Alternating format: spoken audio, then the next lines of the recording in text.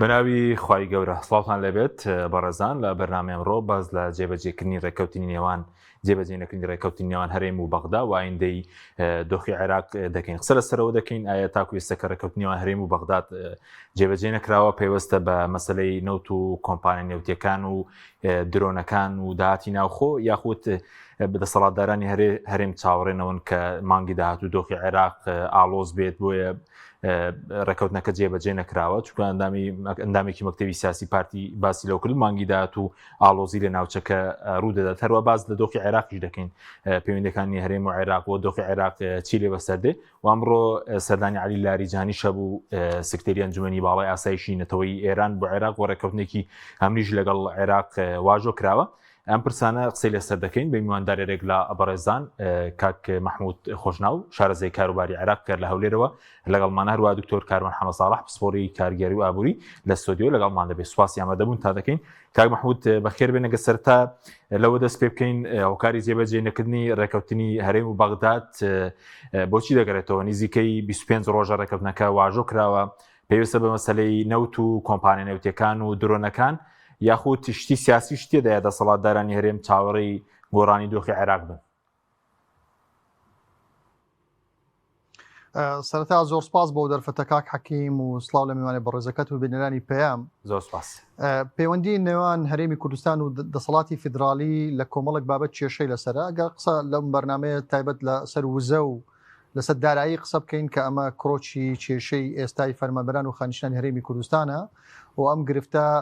گرفتی کۆن و نوێیە و هیوادارم لە داهاتوو ئەم گرفتە بە تایبەتی لە دوای حکوومەتی تازەی عێراقەوە بە دوای چارەسەرکی ڕیشەیی بگەڕێنەوە ئەم چارەسەرە تکاتیانە ئەو پینە و پەڕۆیە لەم پەیوەندیە ئابووری و پەیوەندی وزەیە بەردەوام نەبێ. هەرچەندە ڕێکەوتن دەکرێت ڕێکەوتنەکان کاتین بابەتش تازە دێتە پێشەوە ڕێگر دەبی لە بەردەمی ڕێکەوتنەکان تێگەی ئەمە لە ڕووی هوەریەوە لە ڕووی یاساییەوە. بەڵام بەر لەوەی باز لە ڕووی هوەری و یاسایی بکەم پێم خۆشە باس لە تێڕوانینی بەغدا بکەم بۆ هەرێمی کوردستان و تێڕوانینی هەرێمی کوردستان بۆ بەغدا کە من پێم وایە ئەسڵی کێشەکانی نێوان هەرێم و بەغدا نە یاساییە ڕەنگ دەداتەوە لە یاسا نە سیاسیە ڕەنگ دەداتەوە لە سیاست و نە تەکنیکیە شتێکترە ڕەنگ دەداتەوە لە یاسا لە سیاست لە تەکنیک ئەوەش پەیوەندی بە عەقڵیەتی حکومڕانیە.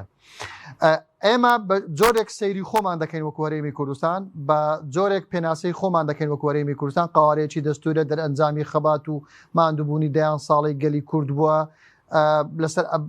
کات خۆی لە ڕاپەڕینی خەڵکی هەرێمی کوردستان تا 2003 هەرێمی کوردستان بە تەنیا بەو شێوازە مامەڵە لەگەڵ خۆک. ئەمە بە کورتی ئێمە پێناسەی خۆمان دەکەین نامێ زۆر قسە لەسەر پێناسەی خۆمان کەم چونکە هەموو تاکێکی هەرێمی کوردستان هەموو بینەران و جەنابتان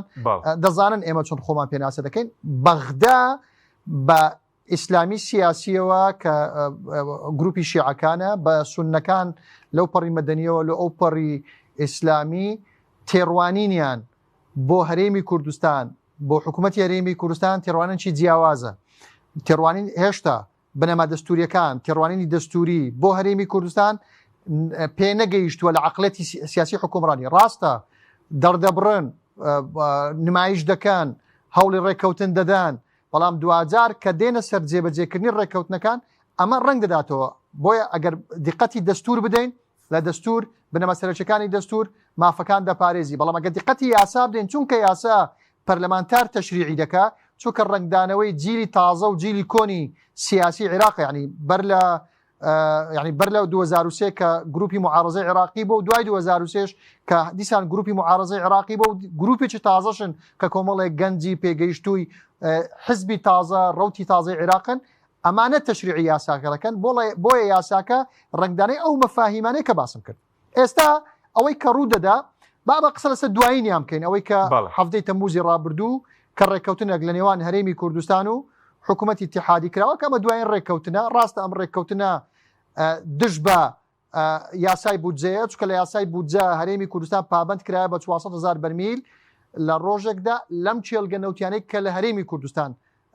بەرهەم دەهێنرێ. ئەمەش خۆی قسەیشتر هەڵدەگری هەرێمی کوردستان کوێ بە پێی دەستور هەرێمی کوردستان ئەو یەکە کارگێڕیانەیە کە بەر لە 19 سی 2003 لە پارێزگەکانی دهۆک، هەولێر، نینەوە، کەرکووک، سەلاحەدین، دیارە، سلێمانی هەبوون. بۆیە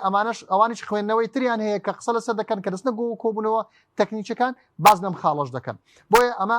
ئەمە دژبەیەکن ڕێکەوتنی حەفزەی تەمووز لەگە یاسای بودجە. بەڵە بابێن قسە لەسەر حەفزەی تەمووز بکەن. هاوتەریب لەگەڵ گفتوگوکانی هەولێر و بەغدا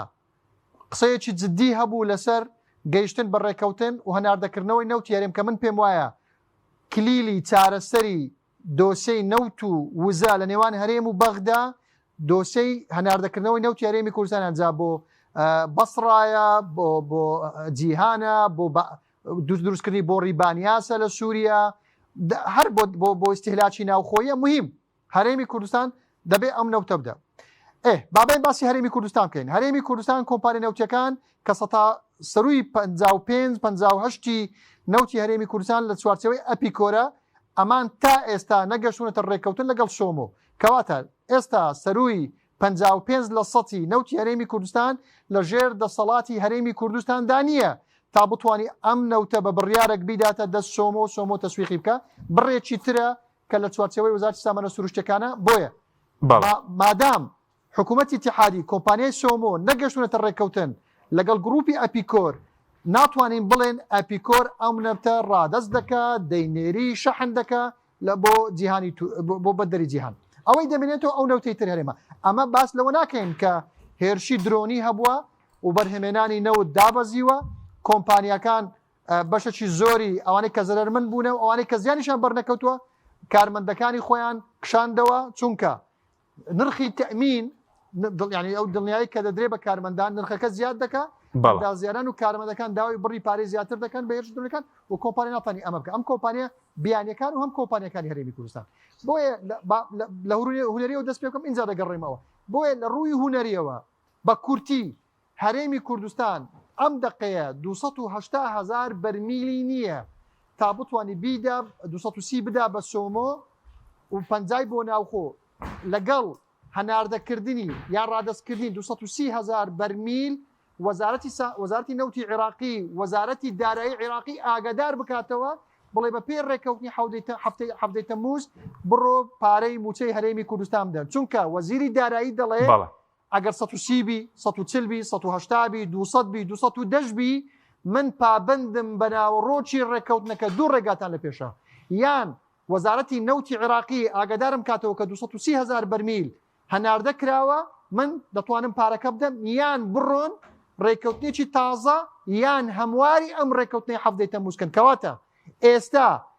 بابەتەکە داهاتی ناوخۆ نییە، زۆر کەس باسی داهاتی ناوتی دەکا. عێراق دەتوانی بە مەقاسە ئەو 960 ملیار دینارە پارەی داهاتی ناوخۆ لێ ببڕێ بڕەپارەکەی تر بنێری بۆ هەرێمی کوردستان. خۆ دەتوانێت ئەو کەوت چەند جاری جوای کردووە، چونکە ئەو پارەی کە دەخرێتە سەر پارەی داهاتی نانەوتی کە دەخرێتە سەر حسابی بانقی حسابی حکوومەتی اتحادی بەڕقم دەخرێ، دوجاریش بڕە پارەیەکە بە مناقلە ئەوە دەکرێت ئەوەی کە ڕقمە ئەوان کە یعنی بەکاش دەبێ بەشێک لەو پارێکە بۆ موچە دێ. بۆیە کرۆچی کێشەکە ئەسلی کێشەکە قدرەتی ئینتاجی هەرێمی کوردستانە بە ڕیوایەتی وەزارەتی سامانە سروشتەکان، بە ڕیوایەتی حکوومەتی هەرێمی کوردستان کە هەرێمی کوردستان توانای 280,000 بەرمیلی نییە. بۆیە حکوومەتی هەرێمی کوردستان پێم وایە دەڵێت من ئەگەر 180,000 بەرمیل بنێرم 120 بنێرم لەوەی پرسیارێک دروست بێ بڵێ بۆ هەرێمی کوردستان ئەم بڕە نەوتەی کە ئێستا بەرهەم دەهێنرێ ناینێرێ، ئەوە پرسیارە هەموو کەسێک دەیکا دەڵێ باوەکو نیەت پاچی بینێرێ. عێراق دەڵێ وەزارەتی دارایی بە تەحدید دەڵێ هەر بڕێک بنێردرێن نەگاتە بەو بڕێک کە لە ڕێککەوتنەکەی من ناتوانم پارە بنێرم. بۆیە من پێم وایە حکوومەتی هەرێمی کوردستان دەڵێ من ئەگەر ئەو بڕانە بنێرم کە بچەنێت پارە نێدەم بۆ بینێرم. بۆیە من پێم وایە یعنی بگەین ئەو هەر کاتێک حکوومەتی هەرێمی کوردستان کاکین بەس ئەو فکرێتەوە کەم کاتم زۆر بردی، هەر کاتێک حکوومەتی هەرێمی کوردستان توانای بە کۆی بە ئەپیکۆر و بە وەزارەتی سامانە سروشتەکانەوە توانای 280,000 بەرمیلیان هەبوو ئێمە دەتوانین لە بەرنمەیەکی ئاوە و دەیان بەرنمەی تر بڵێن بڵێ ئەمە خەتای حکوومەتی هەرێمی کوردستان هەرچەندە مۆزوعی موچە من حکوومەتی هەرێمی کوردستان بێبەری ناکەم، خۆی بەرپرسە لەوەی چارەسەرێک بۆ کێشەی فەرمانبەران و خانشان بدۆزێتەوە. فەرمانبەران و خانشناری هەرێمی کوردستان وێڕای ئەوەی بەغدا تاوانبارە تاوانبار نییە، فشار دەکە فشار ناکە، عەقڵەتی سیاسی وەکۆی باسم کرد بوونی هەیە بوونی نییە. فەرمانبەرانی هەرێمی کوردستان فەرمانبەرانی وخانشینان فەرمانبەرانی حکوومەتی هەرێمی کوردستانن ئیلزامە لەسەر حکوومەتی هەرێمی کوردستان چارەسەرێک و دەرچەیەک بۆ ئەم کێشە بدۆزێتەوە. بۆیە بە کورتی بابەتەکە پەیوەندی بە بۆچوونی وەزارەتی دارایی عێراقەوە هەیە کە دەڵێ من 1 دینار نانێرم ئەگەر ئەم ڕێکەوتنە نەگەین بە ئەم ڕێکەوتنە و ڕێکەوتنەش ئیعازی وەزارەتی نەوتی عێراقیە کە هەرێمی کوردستان بڕی 230,000 بەرمیلی شەحن کردو بۆ سۆمۆ ئەو کاتیش ئەو هیچ پابندیچکەی لە بەردەم نامینە دەبی ڕێکەوتنەکە هەفتەی تەمووز جێبەجێ بکە. سوپاس دەکەم دێمەوە خزمەت کاک محمود کاکتۆر جەنابی شتۆ خێربەی دەمەوێستنی بەڕاستیش بزانم لەسەر جێبەجێنەکردنی ڕێکەوتنی هەرێمی بەغدا دوای دینە سەردۆخی سیاسیش پێ دوایە پەیوەندی بە نەوتەوەیە یاخود بۆ تەسلیم ناکرێ یاخود پەیوەندی بە داهاتی ناوخۆ و ئەمڕۆژ لێدوانێکی و شەر زێباری هەبوو باز لە مانگی داهاتوو ئاڵۆزی لە عێراق ڕووبدا ڕەنگە وەکو پێش مانگی ئایار بڵێن جەنگی پێش جەنگی ئیسرائیل و ئێران پێشبینیان بوو دۆخی عێراق تێک بچێت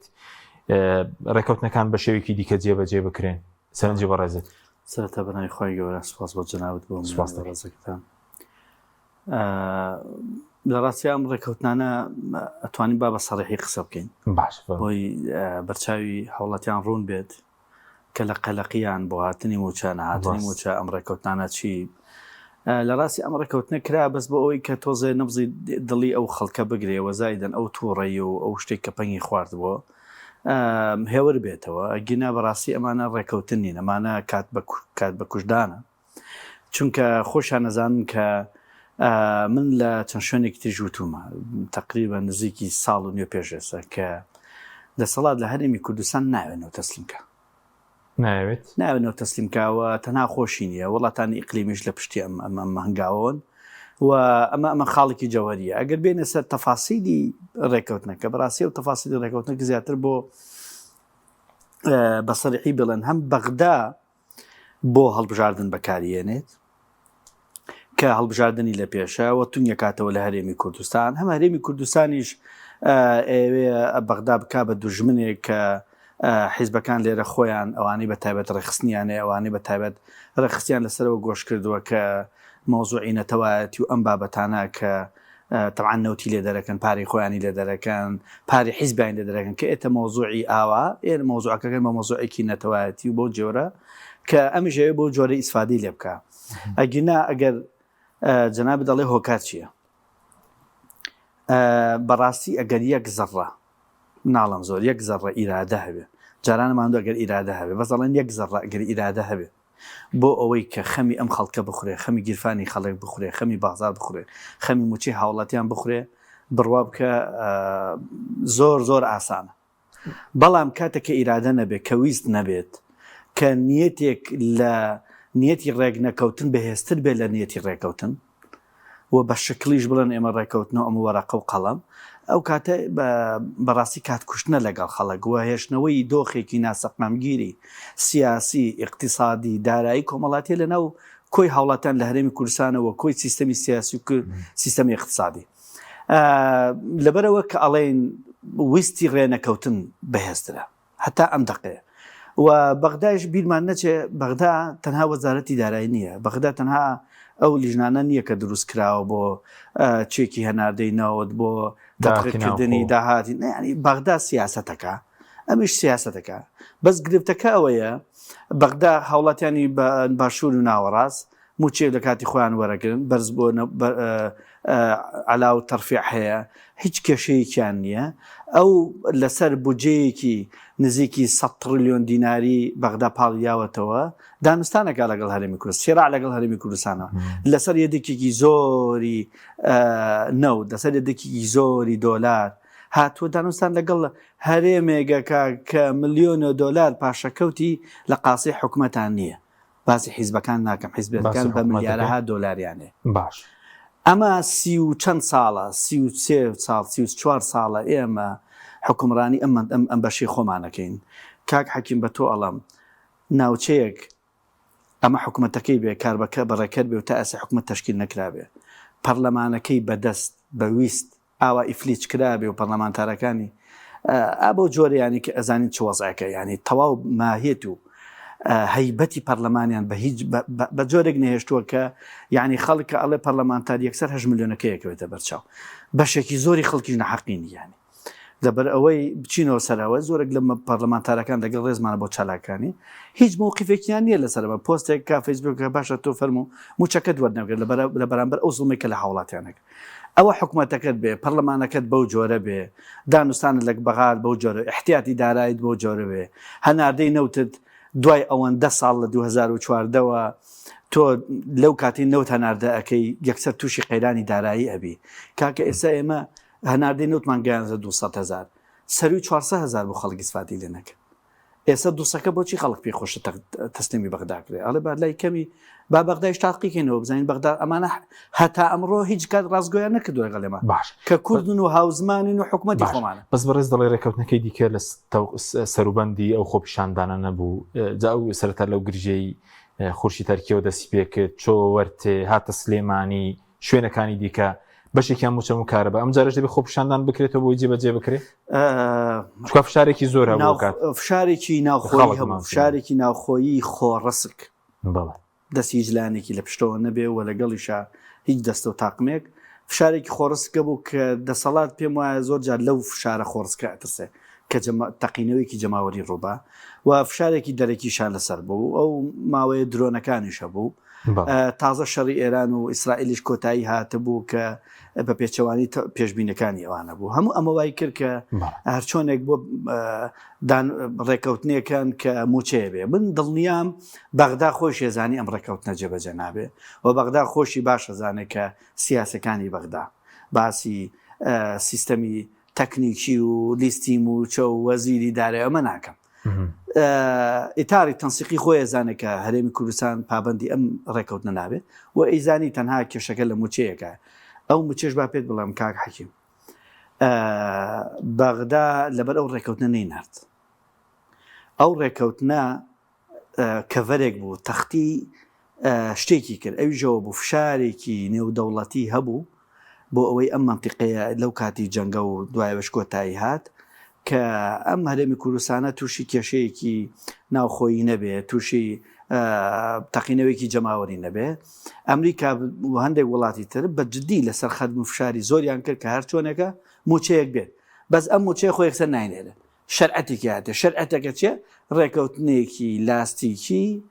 بۆ جۆرە بوو کە کردیان با ئەمە لە هاوڵاتیان ڕوون بێت باشە دێمە خزمەت کاک محمود سەبارەت بە دۆسیەی نەوت ئەوەی کە بەڕێز وتە ئێستا بڵین هەر هەرێم نییە کە قسەی هەیە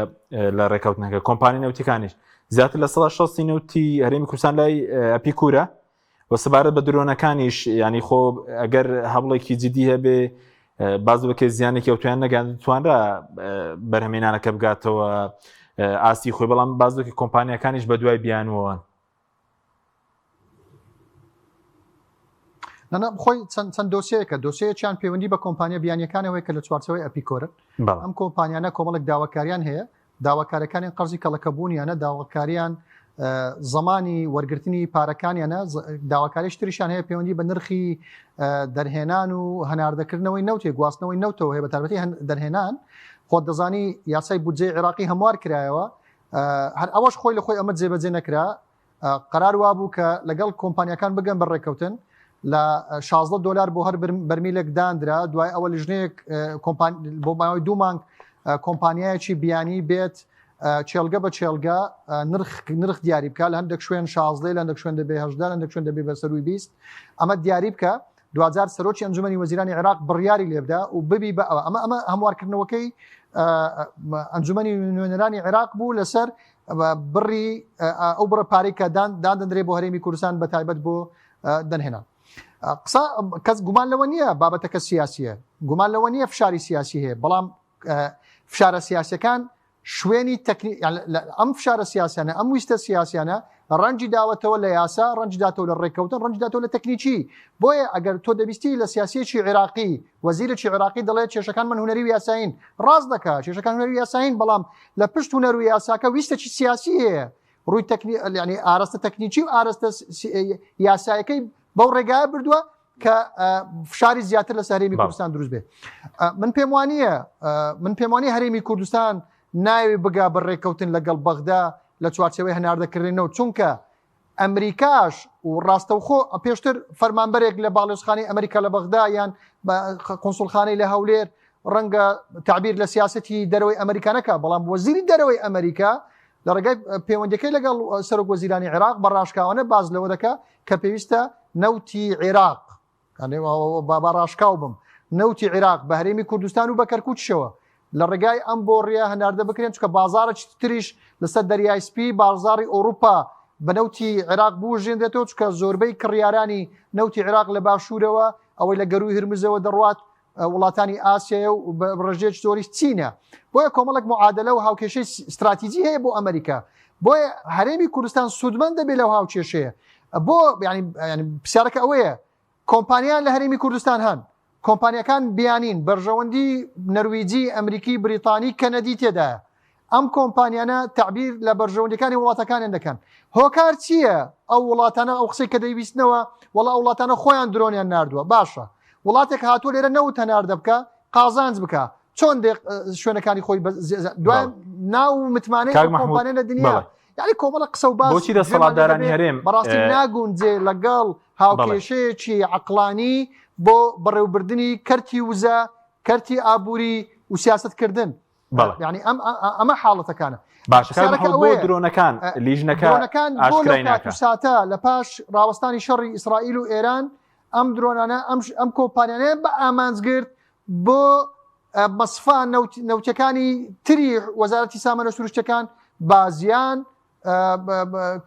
کار ئەوانەیە بە ئامانج نەگرت خۆ دیارە ئەوان بە ئامانجگرتنی بەرژەوەندەکانی وڵاتانی هاوپەیمان لەگەڵ ئیسرائیل بە ئامانج دەگرن لە نێوانیشان هەرێمی کوردستان زیانی بەردەکەوێت یعنی لە نەتیجە لە ئەنجام هەرێمی کوردستان باجەکەیدا و زیانی بەرکەوت ئەوان هاتن بەدوو ئەوە دەڵێ بە یەک بەردوو چێشکە دەکوژم هەولێران وا دەڵێن هەم بۆ لێدانی بەرژەوەندی وڵاتانی هاوپەیمان لەگەڵ و پاڵپشتی ئیسرائیل و هەمیش ئەو هەرێمی کوردستان فشاری لەسەر زیاتر بێت چکە دیارە ئامانجەکە زابطی لێکۆڵینەوە یەکەم شت کە دەست بە لێکۆڵینەوە دەکات بە دوای ئەم کەسە دەگەڕێت کە بەرژەوەندی لەم جەریمەیە هەیە بۆیە ئێمەش ئەگەر وەکو شارەزایان بین ئەم کەیسە بخێنە سەرمێز و بین پرسیار لەوە بکەن چێ بەرژەوەندی هەیە لا بە ئامانجگرتنی چێلگەکانی نەوتی هەرێمی کوردستان بۆ دڕۆن دەبێتەوە کۆمەڵێک ناوت دێتە بەرچاو چ بە ئەزمون بی چ بە ڕووداوەکانی ڕابردوو بی چ بە یەک تێگەیشتی داهاتوت بی بۆ ئەو معادلە و هاوچێشەیە کە لە عێراق و لە دەروبەری عێراقەیە کە ململانەیەکی درێژخایەنە بۆیە من پێم وایە ئێستا دوو ڕێگا لە بەردەمی حکوومەتی هەرێمی کوردستان هەیە ڕێگایەکیان فشار لەسەر کۆمپانیا نەوتەکان و فشار لەسەر عێراق دروست بکە بە ئەوەی کە بیگەنی بە ناوەڕۆکی ڕێکەوتنەکە و ئەم 230,000 بەرمیلە ڕادستی کۆمپانیای سۆمۆ بکە ئەم کاتی هیچ بیان وەک بۆ عێراق نامێنی و پێی متابعەی من یعنی ئەوەی کە من ئاگام لە هەندێک وردەکاری هەیە و بەدوەداچوونم بۆ کردووە خەریکە یعنی خەریکە شتێک تازە گەڵاڵە دەبێت بەڵام کات لە بەرژەوەندی فەرمانبەران و خانیشتناندانە کات لە بەرژەوەندی هەرێمی کوردستاندانە هەوڵاتیان هەرێمی کوردستان لە نەتیجەی ئەو ململانەی نێوان هەولێر و بەغدا چێ ڕاستە چێ ڕاست هاوڵاتی کێشەی نییە هاوڵاتی بازەکە دەدا فەرمانبەر و خانشین بازەکە دەدا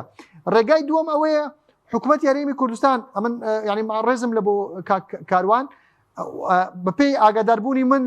لە وڵاتانی هاوپەیمان ئەوان فشار بۆ ئەو دەکەن هەرێمی کوردستان و عێراق بگەن بە ڕێکەوتن نەک دوورکەونەوە لە ڕێکەوتنەکە چونکە ئەوان نانەوێ هەرێمی کوردستان بارودۆخی هەرێمی کوردستان ڕاستە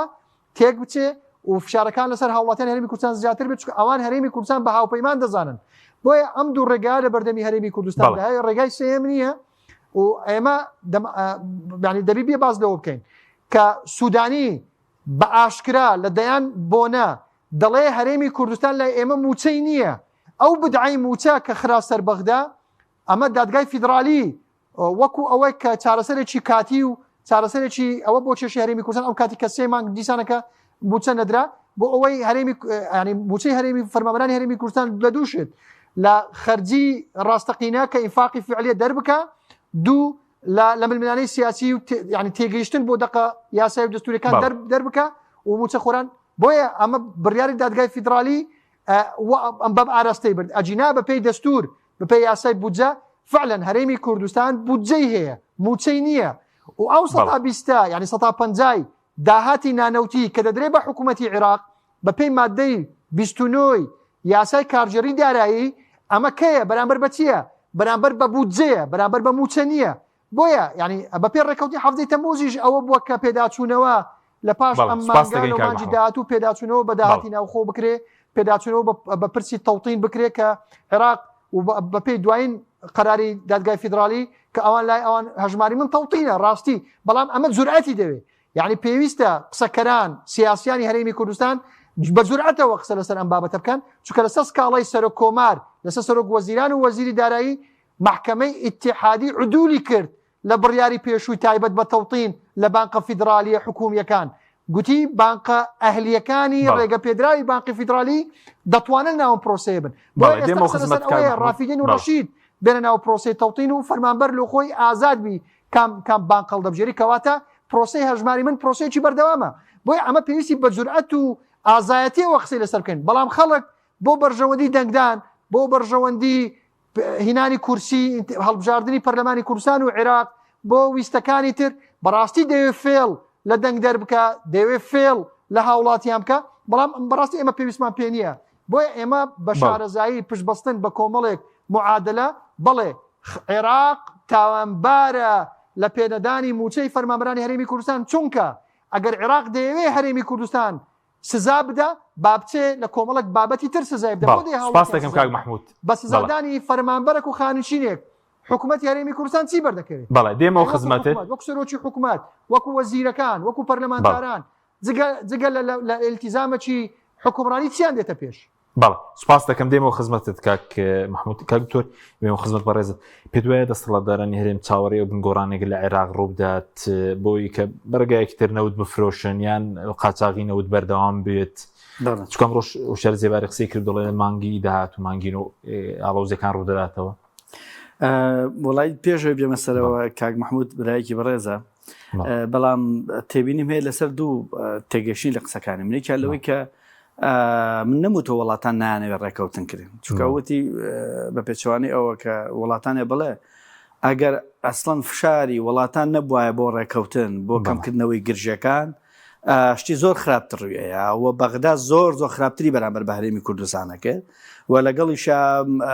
دۆخی هاوڵاتیانی هەرێمی کوردستان کە ئێستا چەند خراپە دەقات خراپە بوو ئەوە فشاری وڵاتانە کە بە جۆرێک ئەیانەوێ تەمان من جەنجار وتومە یعنی تاکە شوێنە کە عێراق و ئەمریکا لەسەری کۆک بن کە لە ڕووی ئەمنیەوە لە ڕووی سەربازیەوە لە ڕووی سیاسیەوە تا ڕادێک سەقامگیری هەبێ تەنها عێراقە هەردووچیان وڵاتێکە بودجەیەکی زۆر احتیاطێکی زێڕی زۆر احتیاطێکی نەوتی زۆر پارەیەکی زۆر و لەگەڵیش سونە و عەرەب و کورد و یعنی جۆرێکە لە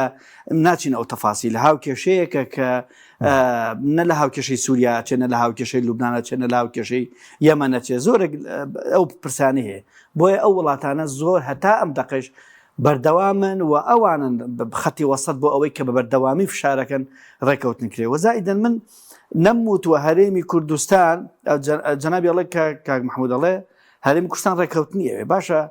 ئەگەر ڕێکەوتنی ئەوێت ڕێکەوتنی پێشوو خۆ لەمە ئەهوانتر بوو بۆ هەرێمی کوردستان پابەند نەبوو بەغدا داوای 50 ملیار داهاتی ناوخۆیە کرد داوای بڕێک لەو نەوتەیە کرد لە سەردەمی عادل عەبدولمەهدیەوە هەر داوا ئەکرێت لە هەرێمی کوردستان بە 100,000 بەرمی نەوت کورە بە 50,000 کورە کاکە داهاتی ناوخۆش تەسلیم مەکە هەتا گەشتە ئەم دەقە ئێستا گرفتەکە تەنها نەوتیش نییە و تا هەرێمی کوردستان پێچاوێتە داهاتی ناوخۆش من لە بەرنامەکەی جەنابتا باسم کرد کاتێکیان وتم دڵنیابە کاتێک کە هەرێمی کوردستان ئەڵێ داهاتی ناوخۆمان لە 2024 لە بەرامبەر 2023دا دوای ساڵێک لە 170 دابەزیوە وتم ئەمە نیازی خراپە ئەوێ داهاتی ناوخۆکەم کاتەوە لە چاوی بەغدا بۆ ئەوەی کاتێک کە بەغدا داوای لە 150 کرد یا ئەمویستی لە 150 بات بڕێکی کەم تەسلیمکە بۆیە ئێستا کە بەغدا لەو کەینوبینە تێگەیشتووە ناڵێ لە 150 ئەم ڕێکەوتاسە ناڵێ من لە 150 مێ ئەڵێ 120 ملیار دینار مێ کوردستانیش 56 بەس بۆ ئەوەی تر داوای نیوەی داهاتی هەموو ناوخۆ دەکات بۆ مانکانی ئەمەی کە ئێستا بەغدا داوایەکە لە 150 120 ملیار چونکە ئەوانەڵن ئێمە بەپێی ئەو بەپێی ئەو وردەکاری کە ئەوان کردویان دیراسی کە ئەوان کردویانە داهاتی ناوخۆی هەرێمی کوردستان لە ماوەی مانگێکە 392 ملیار دینارە بەپی ئەوان کە قسەی ئەوان خۆی پێی راپۆرتی دوانی چاودێری دارایی هەرێم و بەغدا ساڵی ڕابردووە بوو 300 لە خەمی هاوڵاتیان لە خەمی ڕێکەوتنە کاکە 392 نییە کاکە 2 میلیارد کەم نییە کاکە با 300 بێ 380 بێ 350 بێ با 300 بێ تۆ لە 300کە 120 تەسلیم ناگەی ئەوی تریشی نازانی چی لێ کەواتە هەرێمی داتی ناو ئەمە خەرجی دام و دەستگاکان چی لێ بکەین پرۆژەکان چی لێ بکەین نەگەر هەمووی تەسلیم عێراقیکە بۆی بە تەواوی وەڵامی ئەوەمە هەرێمی کوردستان ئەمەی کە ئەڵێ هەمومان نەزانین سیاستمان کردووە کابرا ناڵێ وەڵام من لەگەڵ ڕێکەوتنانیم بۆی ئیحراز نەبێ لە بەرامبەر وڵاتانی دەرەوە بۆی هیچیش نیا بەدەستەوە لە بەرامبەر بە شارع و میدیاوان ئەلێگەڵ ڕێکەوتان بەڵام چۆن ڕێکەوتنێ ئەبێ بە دڵی خۆم نەوت تەسلیم کەم ئەبێ موچێژنەیە خەڵک هەر بەرگە بگرێ ئەبێ ئەگەر نەوت و داهاتی ناخۆشم تەسلیم نەکرد هەر ئەبێ موچە بێت ئەمە پێی ناوتە ڕێکەوتن ئەمە پێی ناوتە ئەمە شەڕی بارەترێ تۆ 50,000 ئێستا هەرێمی کوردستان نیازی وایە لەو 120 میلیارە کە مانگی پێشوویای لە بەروی فشای لەسەر بوو زۆر نابەت دڵی ئەو 120 ئەو بە هەر بێڵە وەڵڵا زۆر بە نابەت دڵی ئەو 120 میلیاریە ئێستا لە هەوڵی ئەوایە شتێک بکە نزیکی 7 میلیارە تەسلیمکە بەچی بە چەنگاوی یەکەم ئەوێ سوور بێ لەسەوی لە 150 داهاتی ناوخۆ تەسلیمکە و لەگەڵی شاداهاتی ناوخۆ بە ڕقم وا کەم کاتەوە کە ببێتە ئەوە چونکە هەرێمی کوردستان هاتوو باجی لە 100 باج و ڕسوماتی بە نزیکی لە 600 زیاد کردووە ئەمە پارەی کارەبا ئەزاین چوەزایکە هەرێمی کوردستان ناڵێ ئەڵێ من ئەم باج و ڕسوماتم زیاد نەکردو بینێرم بۆ گیرفانی دەڵێ ڕسومات تەسلیم ناکەن ڕسومات شتێکی ناوخۆیی ئەڵێ من ئەم شتانە زیاد نەکردو بۆی تەسلیمی بەقایکەم ئەم هەموو گومرگ و ئەم هەموو لێ خۆشبوونە بۆ حیزب و بۆ کۆمپانیا حیزب و بۆ شەخص و بۆ فڵانەکەم زائیدەن ئەم داهاتی ناوخۆی گومرگەکان ئەمانم هەیە من ئەم هەموو باج و ڕسومە باجم زیاد کردووە لە گومرگەکانە بۆم نەکرد تەسلیم بەقایکەم بۆ حیزبی خۆم کردووە بۆ کاتی هەڵبژاردنم کردووە بۆی بیبەخشمەوە بەسەر ئەندامی خۆمە بۆیە حیزبەکان ئەوەندە لە ڕێککەوتنا بیل لە بەرژەوەندی حیزبی و شخصی خۆیانەکەنەوە بیل لە بەرژەوەندی هاوڵەتان ناکەن بەس بۆ سەکەی کاک محمود لێرە ئاڵێ ئەمە دقیقە هەرێمی کوردستان لە دانوستانە تۆ پێویستت بکاتە پێویست بەوەی کارتەکانی دەسێ بەهێز بێت بۆیە پێشوتم بەغدا سەوسی تقریبا 100 تریلیۆن دینار بودجێ ساڵانەیەتی یەکێکی زۆری دراو یەکێکی زۆری ئاڵتون یعنی بە جۆرێک لە جۆرەکان نەموچی هاوڵاتیانە وەستێ نە هیچ جۆر نرخی نەوت تا ئەسەر نرخێکی باشە بەنسبەت ئەوەوە هاتووە لەسەر شام لەسەر دانوستانەکە لەگەڵ هەرێمە هەرێمیش بە ئیفلاسی بیزەبەت قسەکە ئێوە ئەم دۆخی هەرێمی کوردستان هی ئەوە نییە دانیشی جێڕەجێڕکەی چونکە هاوڵاتیان دۆخی هاوڵاتیان بەس چاوەڕێی ئەوە نەبێت کە دۆخی عێراقی زیاتر بسەپێنن دەسەڵاتداران چاوەڕێوەنی سەریکە هەتا ئەوان زیاتر درک بە لاوازی هەرێمی کوردستانگەن بەڵێ چونکە ئەمە سیاسەتە نامەڵسم ئێستا دەڵێن مانگی داهاتوو ئاڵۆزی دروست دەبێت دەڵێن مانگی داهاتوو ئاڵۆزی دروست دەبێت ینی چاویان لەوە بێ کە ڕێکەوتنەکە جێبەجێ نەکرێت ڕێگایەکی دیکە بۆ خۆیان بدۆزنەوە دەسەڵاتداران یارێ وەڵڵاهی جا من معلوماتم لایە بەس نامەوێ شتێک بەڵام و دوایەوە خەڵک دیسانەوە بکەونە قەلەقی و جۆرێک لە جۆرەکان هەموو ئەگەرێک کراوەیە بەڵام ناتوانم هەنێشت بڵم کە چکە خەڵک دۆخی خەڵکی ئەوە نییە بێ موچەیی بێ اینجا باسی دیسانەوە دەستپێکردنەوەی شەڕکەین باسی کۆمەڵە شتکەین هیچی لە قازانجی هاوڵاتیان دی بەڵام بە کورتی ئەڵم لە سیستەمی حکومڕانیە کاک حەکیم ئەزانی خراپترین جۆری حکومڕانی چییە؟ ئەوە نێ تەنها دەستبی تەنها گەندەڵبی تەنها ناشەفاربی خەڵک بچەوسێنیتەوە یانی تەنها لە زیندانە و لەمانە یەک پێناسێ هەیە ئەڵێ خراپترین جۆر زاڵمترین جۆری حکومڕانی ئەوەیە ئەگەر هاتوو کە قەیرانی ڕووی لە وڵات کرد دەسەڵاتدارەکانی هیچ زەرەرێ نەکەن بەس هاوڵاتیانی زەرەرکەن نیشانەوەی ئەم دەسەڵاتە چەندین ساڵە ئەی سەلمێنێ ئەگەر دەسەڵاتەکە ئاوا بوو هەموو سەروەتی مادی مرۆیی سروشتی حکومڕانی هەموو دەسەڵاتی سەربازی دارایی خسۆتە خزمەتی حیزب و شەخصەکان لە خزمەتی هاوڵاتیان نەبوو کاک حەکیم بڕوا بکە گوێ لە نمونەی وان وا ئەبێت یعنی سەری سۆڕەمەنێ ئەم وڵاتە ئەمانی کە ئەم وڵاتە بەڕێوە ئەبن چی بۆ واز لەم خەڵکە ناهێنن بۆ ئاوا دەستیان خسوەتە بینی کاکە کارەساتە لە 1300 تقریبا کارگە لە هەر لە سلێمانیە نزیکی لە 140 بۆ لە 145 داخرێ هیچ باکی شانیە کاکە من دوێنێ لەگەڵ شەریکەیەکی گەورە خاوەنی شەریکێکی زۆر گەورە قسەی لەگەڵا کردوم ئەڵێ بابە ئەڵێن کاکە وەرە من 2000 کەسدا ئەمەزرم لە کارگەکەمە کاکە تۆ بەس ڕێگە بگرە ئەم ئینتاجە با بێت شەریکە باشەکان بەس کواڵیتی خراپەکان با نەیە خەڵک تووشی سەرەتان نەبێت ئەوە کواڵیتێکی من بۆ ئەوروپا هاچە کاکە ئەوە ئەچێ بۆ ئەفریقا بەس تۆ ڕێگە بە کواڵیتیە باشەکان بێ من ناڵە منێ احتیکاریکە بۆ من خراپەکان نێ لەبەر خاتری میلەت بە قسەکەمە تاواکە من نمونەیەکە لە شکستی حکومڕانی باخشتە خراپەکە نێت ناوەڵ ئێمە قازانج لەوە ئەەکەین تڕێلەیە زۆتر بێت و گومرگێ زۆتر وەرەگرن ئەم هەموو کاڵا خراپە ئێتێرە وتی بە سەرەحی پێم وتووە لێ باش ئەم هەموو کاڵا ئێتە خراپێتە وڵاتە تۆ ئەزانی دوایی چەندێک تێچوو کەرتی تەندروستی دەی بۆی ئەم خەڵکە ئەم هەموو تووشی سەرەتانە بن تووشی نەخۆشیێ بن تووشی چەندها گرفتی بن لە داهاتوە تۆمان چۆن سات چارەسەرەکەی بۆ خۆ ناکەی بە خاوەنێ ئەمە نمونەیە کە باسێکم یعنی دەرگان واڵا کردووە بازارێکە ئەوەی کاڵی خراپێک ساغە بێتەوە لەگەڵیشانە خۆشیان لە پارەی نەوت لە داهاتی ناوخۆن لەوەی کە بیانەوێت کە ئەکرا بخرێتە خزمەتی خەڵک خسویانتە خزمەتی خۆیان بەداخەوە کاک محمود کاتوان نەماوە دوو خولەکیش بۆ بەڕێزت هیچ دۆخێکی تازە لە عێراقەیە بڵێن ئاڵۆزی دروست بێ دەسەڵاتداران یاڕێم قازانسکەن خۆیان ڕێکەوتنەکە جێبەجێ نەکەن ئەمڕۆ عەلی لاریجانیش لێرە بۆ ڕێکەوتنێکی ئەمنی لە بینی عێراق و ئێران کراوە بە کورتی بێ سپاس دەکەم دوو خولەک زۆر سپاس یعنی ئەمە بە هەندێک شتی کورتکەینەوە داهاتی ناوخۆی هەرێمی کوردستان 120 ملیار بێ ڕقەمەکە لەوە زیاتر بیان کەمتر بێ عێراق دەتوانی بە مەقاسەیەک ئەم بڕەپارەیە ببڕێ و بڕەپارەکەی تربێ سەرڕای ئەوەی حکوومەت هەرێمی کوردستان ئەمە نامێ بەرگرینە لە حکوومەت هەرێمی کوردستان بکەم و عێراق تاوانبار بکەم لە پێچەوانەکەی ئەوەی ڕاستە دەیڵێم و منیش بۆ کۆی باسم کرد دەتوانم قسەی بەدڵی تووڕەیی خەڵک بکەم بۆ ئەوەی سەرنجیان ڕابچێشم و بۆ ئەوەی شوێنی خۆم شوێنی من لە دڵی ئەوان بکەمەوە بەڵام نامێ فێڵ لە دەنگدار فێڵ لە هاوڵاتی و بینەر بکەم حکوومەتی عێراق ئەگەر مەبەستی بی بابەتەکە پەیوەندی بە داهاتی ناوخۆیەوە دەتوانانی ئەم بڕە ببڕی وەکو هەموو کاتەکانی تر و بڕەپارەکەی تر بنێری و هەرچەندە هەرێمی کوردستان ئامادەی دەربڕی کە 120,000 ملیارەکە ئامادەیە بەڵام کێشەکە وەکۆی باسم کرد لە 230,000ەکەیە چونکە لە ڕێکەوتنەکە دەڵێ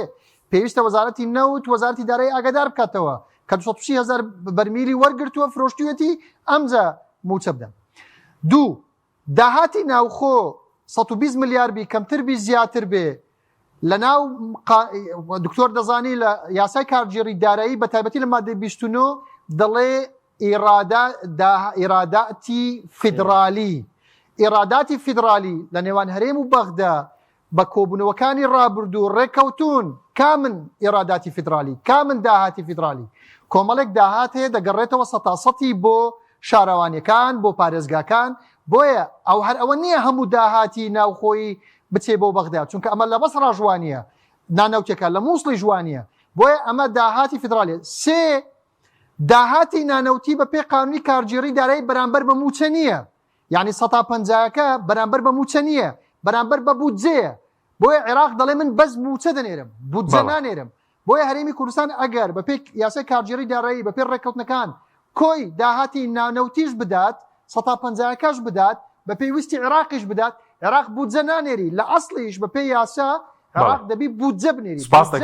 دوو بەشەیان موچەیە و بەشەیان یعنی بابەکە لە بابی تەشغیلی و بابەیان ئیستیسماری و پەرپێدانە بۆی عێراق ئامادەنی بەشەکەی تر بنێری بۆیە قسەکە لەسەر ئەم عەقڵیەتەیە یعنی ئەوان بە عەقڵیەتی پارێزگایەک مامەڵە گەرێمی کوردستان کەوان تاوانبارن لەو بابەتە معنی ئەوە نییە حکوومەت هەرێمی کوردستان لێی بخەوێ و بڵێ ئەمە خەتاوی ئەوانە و من نابی موچە نا ئەرکە لە سەرشانی ڕێگا بدۆزیتەوە دەرچە بدۆزیتەوە فەرمانبەران و خەرجنان لەم ئەزمەیە دوو لە تەوەرەشکە بۆمبەک هەیە لە یاسای بودجە لە مادەی 11 ئەم بۆمبە وەکو بدعەیەکی سیاسی لە 2015 لە ناو هەموو یاساکان دانراوە کە پەیوەندی بە خەرجی ڕاستەقینەیە کە ئینفاقی فعلیە تۆ دەزانی ئینفاقی فعلی هەرێمی کوردستان ئەگەر بە پێی ئینفاقی فعلی بودجەی خۆی وەربگرێ نەدەتانی موچە بدە ئەگەر نەفتیش ڕادەست بکە ئەگەر داهاتی ناوخۆش ڕادەست بکە بە پێی ویستی بەغدا چی بی ئەوەی بۆ بکە بە پێی مادەی 11 یاسای بودجە کە خەرجی ڕاستەقینەی ئینفاقی فعلیە هەرێمی کوردستان ناتوانێ بوچەی فەرمانبەرانی هەرێمی کوردستاندا سپاس دەکەم کاک محمود. ناتوانێت پێداویستەکانی ناوخۆی کە ئەمەی کە خۆی دەڵێ 100 میلیارد دینارە بۆ تەشغیلی یان بۆ پرۆژە ئەسڵەن جێبەجێ بکە. ئەوەی کە لە عێراق شتێک ڕوودەدا و هەرێمی کوردستان یان کەسێک گرەوی لەسەر دەکە، من لەگەڵ ئەو ویستە نیم و لەگەڵ ئەو ئاراستەیە نیم. کەسێک لایەنێک دەسەڵاتێک حکوومەتێک گرەو لەسەر کێشەکانی بەرامبەر بکە. ئێمە پێویستە دووشت بکەین. یەک ناوماڵی خۆمان ڕێکخینەوە لە ڕووی سیاسی و لە ڕووی کارباستەکە. دوو گفتوگۆکانمان لەگەڵ بەغدا گفتوگۆی بەرهەمدار بن و جێبەجێ بکرێن و کێشەکانیشمان وێڕای ئەم فشار زۆر سپاس دەکەم کاک محمود. چارەسەری بۆ بدۆزینەوە چونکە وەکۆی باسم کرد کات لە بەرژەوەندی فەرمانبەران و خانشیناندا. بەڵێ سپاس دەکەم. دکتۆر نیخۆ لەگەر شتێکت ماوێت چونکە کاتم تەواو بووە. وەڵاهی ئێمە هەمومان تەمەناوەکەین ڕێکەوتنێ بکرێت ڕێکەوتنێکی نیشتیمانی بێ لە قازانجی خەڵک بێ و بەڕاستی دۆخی خەڵک لەوان نییە کە جارێکی تر تەحملی ئەمە بکاتەوە. بە نیسبەت ئەو تەڵانی کە باس کراوە ئەو بۆبانی کە لە بودجەی عێراق باس کراوە، یەکەم نقطە بابزانین کە حەسەی بودجەی هەرێمی کوردستان هی 2025 کۆتاییاتەوە بەپێی لێدوانی وەزیری دارایی عێراق. ئەمە یەک. دووهەم بەپێی ئەو ڕێکەوتنە تازەی کە کراوە بەغدا داوای داهات ناڵێت داهاتی فیدراڵی ئەڵێ داهاتی غێر نەوتی. ئەمە ڕاستکردنەوەیەکی ترەوە لەگەڵیشە ئەگەر بێت و ئەم هەموو لوغمە لە بودجەی 2025 و 2023 هەبووە بۆ نوێنەرانی کورد لە بەغدا دەنگیان ناوە لە پەرلەمانی کوردستان بۆ دەنگیان ناوە لە پەرلەمانی عێراق. دیارە مەبەست پەرلەمانی عێراق دیارە مەبەستیان بووە وتیانە هەرچێک ڕوئەیە با دەنگ بدرێ گرنگەوەی ئەمە دوای پابەت نابین. سپاس دەکەین دکتۆر کار محەممەد ساڵح لە ستۆدیو هەروە کاک محمود خۆشناو لە هەولێرە و سپاس جەناب دەکەین. سپاس بۆ میێرانی بەڕێز سپاس باوکاران خواتان لەبێت.